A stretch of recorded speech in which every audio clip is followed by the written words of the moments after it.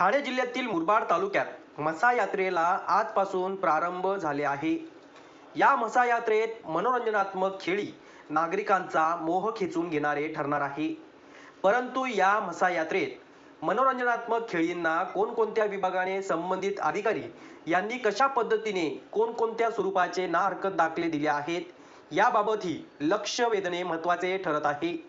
बहुतांश मागच्या वर्षी असाच एक प्रकार मसा यात्रेत घडला होता, परंतु त्याचा गवगवा झालेला नाही।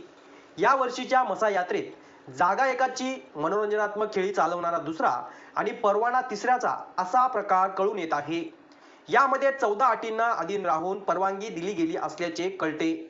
हजारो लाखो संख्येने भाविक भक्तगण नागरिक मसा यात्रेत येत असून कोटी रुपयाची उलाढाल या मसा यात्रेत होत असे। संबंधित विभाग अधिकारी यांनी घटनास्थळी जागेवर जाऊन पाहणी न करता विविध प्रकारचे परवानगी दाखले दिले असल्याची शंका आहे। परंतु मसा यात्रेदरम्यान पाळणे, डिस्को डान्स, मोदका कुवा व इतर मनोरंजनात्मक खेळी यामध्ये कोणत्याही नागरिक भाविक भक्तांना काही झाल्यास त्याला जबाबदार कुठला प्रशासन राहील, असा प्रश्न उपस्थित होत आहे। मिळालेल्या माहितीनुसार मुरबाड तहसीलदार यांना सत्य प्रतिज्ञा पत्राद्वारे मनोरंजनात्मक खेळी चालक मालक यांनी कोणालाही काही झाल्यास त्याची सर्वस्व जबाबदारी लिहून घेणार यांची राहील असे कागदोपत्री लेखी दिले आहे। मसा यात्रा कायदा सुव्यवस्थेत पार पडावे याकरिता सर्वच प्रशासनाने आपली कंबर कसली आहे।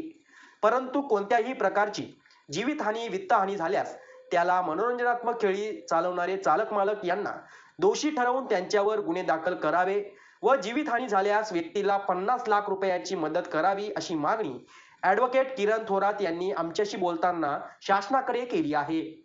गौरव शेलार, युवा महाराष्ट्र, मुरबाड।